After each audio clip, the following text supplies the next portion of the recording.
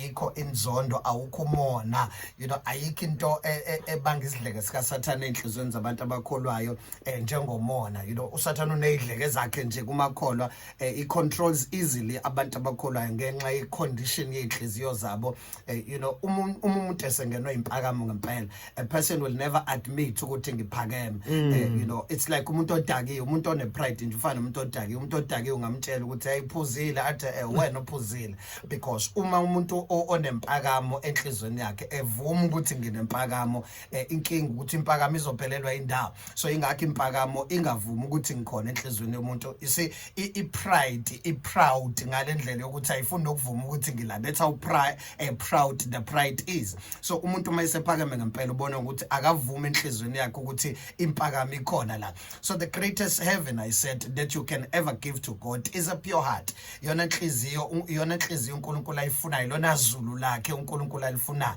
Number 2, the greatest change that we need is not a change in the politics, it's not a change in the economy.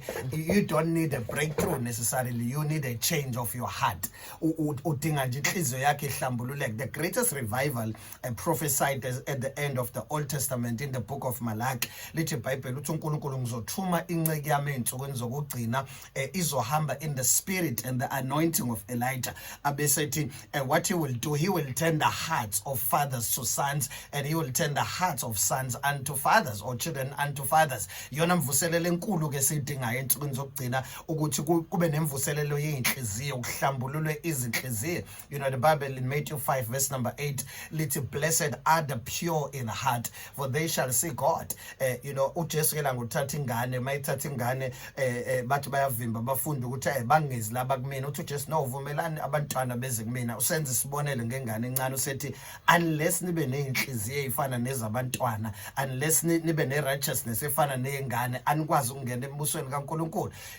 Then he says I tell you the truth ukuthi ingelosi zalaba zihlale zibona njalo umkubuso bukaNkulunkulu babo. Why is that the case? It's because inhliziyo zeyingane zihlanzekile therefore kwenza ukuthi ingelosi zabantwana zihlale zibona njalo ubuso bukaNkulunkulu. But if your heart is not pure that hinders God ukuthi akwazi ukusebenza empilweni yakhe akwazi ukushintsha izinto empilweni yakhe. So the greatest in it is not a political change, it's not an economical change, because kusiza ngani ukuthola more money while you have an evil heart.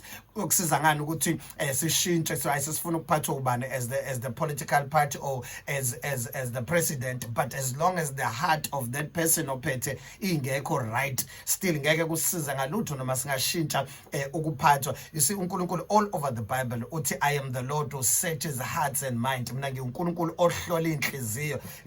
Prophet kaNkulunkulu Samuel almost missed it ma uNkulunkulu emthuma endlini kaJese ethamba ungcobela uDavid njengenkosi ngenxa ukuthi wayengamazi uDavid ubuza uJese ukuthi apha madodana akasephelele wawaletha one by one, and then when the prophet Samuel sees the tallest one usethi hayi impela ke the Lord's anointed is standing before me. Uthi uNkulunkulu no Samuel, I the Lord do not look at the outside appearance. We come to church dressed so well unkwanyana ushaya isuit yakhe ka 20,000. God does not see your 20,000 rand suit.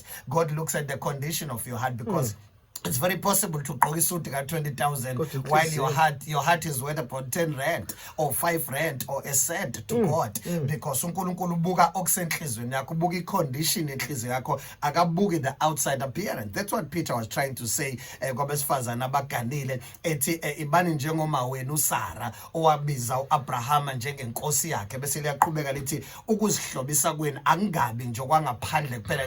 Don't focus more on your outside appearance, don't focus more on beautifying your outside more than you beautify your inside. Usethi ke uPeter ukuhloba kwena kube umuntu osithekile wenhliziyo, ubuhle bangampela busenhlizweni lokhu uNkulunkulu akufunayo. Usethi uPeter which before God is of a great value. Into uNkulunkulu ayivaluesha kwena is the condition of your heart. You can talk all you talk like I'm talking abantu bakubabaze, but God is more interested in your heart more than your words. Yes. God is more interested in your intentions more than he's interested interested in what you did, because you can give 100 million in church, but God is more interested with why you gave the 100 million. Yiloko uNkulunkulu akufuna kani indaba uthi unikele ngamali, unendaba nokuthi what was the motive behind ukunikela kwakho nge-million. What was the motive ukuthi uye phambili uthi ngiyothula ubufakazi kanti mhlawumbe usika ingubo entsha noma une-hairstyle entsha. uNkulunkulu uyakubona lokho. God will judge the intentions and the motives of our heart. Yes. You know, just as I finish Jeremiah chapter 17, I think if you read from verse number 9, iBhayibheli likhuluma ngokuthi inhliziyo iwumkhohlisi ngaphezu kwezinto zonke, bese lithi ubani ongayazi. Alisho ukuthi ubani ongayazi, lithi ubani ongayazi, who may know it. Bese liyaqhubeka lithi, I the Lord searches the heart and the mind. Mina uNkulunkulu ngihambe ngihlola inhliziyo ukuthi ususakazile unkwanyana waba i-radio bishop, but mina uNkulunkulu ngihlola inhliziyo yakho. No, bese liyaqhubeka lithi uqala kusiya umuntu othemba lakhe likubantu, bese lithi umuntu onhliziyo yakhe